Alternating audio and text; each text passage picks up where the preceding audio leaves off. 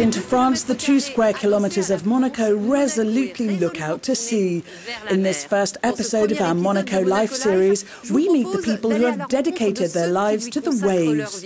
First stop, the Oceanographic Museum, a real declaration of love from a prince to the sea.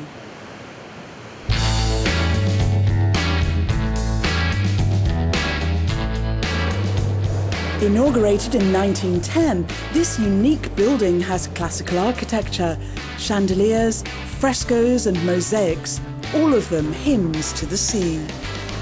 The museum was built to house the fauna and flora that Prince Albert I brought back from his oceanographic expeditions over 30 years, from the Azores to Spitsbergen. His first project in 1885 contributed to tracing the Gulf Stream. The work involved launching buoys in the Atlantic to understand and map the Gulf Stream.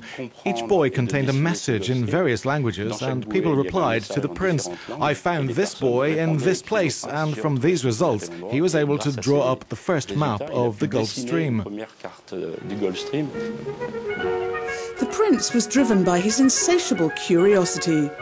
A very modern man, he was nicknamed the Navigator Prince and the Scholar Prince. He was fascinated by technical progress and spent a fortune on ever more efficient ships to go ever deeper into the sea and contribute to human knowledge. Today, the same passion motivates the museum's aquariologists. They're experts at farming corals.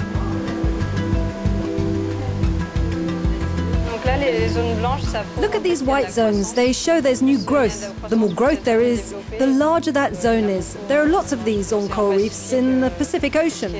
When stressed, it secretes mucus. Yes, you can see it here.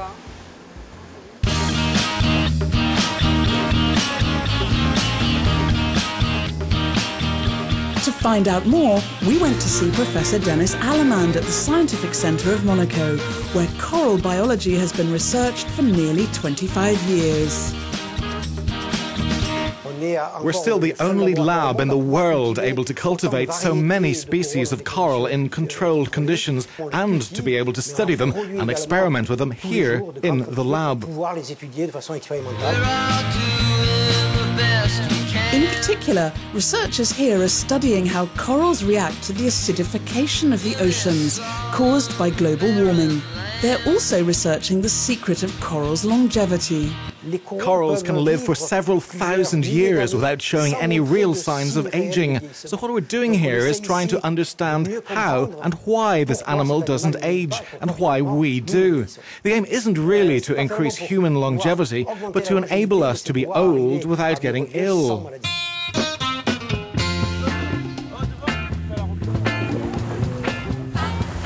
In Monaco, there is also a temple for sailors. Welcome to the Yacht Club, an emblematic building designed by Norman Foster. Bernard D'Alessandri, a noted sailor, is the club's director and the captain of the club's flagship, the century-old sailing ship Twiga. In an African language, Twiga means giraffe. It's very slender, very long, a very sensitive and endearing boat.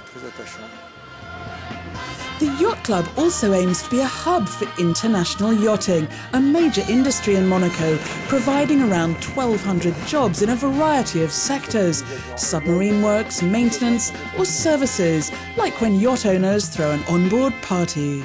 It's difficult to put a precise figure on the economic benefits. We think, according to estimates, that it's around 600 million euros a year. So that's quite a high figure if you consider the size of Monaco.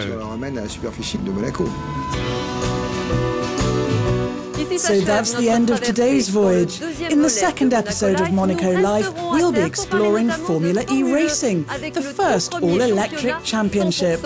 Once again, we'll be meeting the experts. See you very soon on Euronews.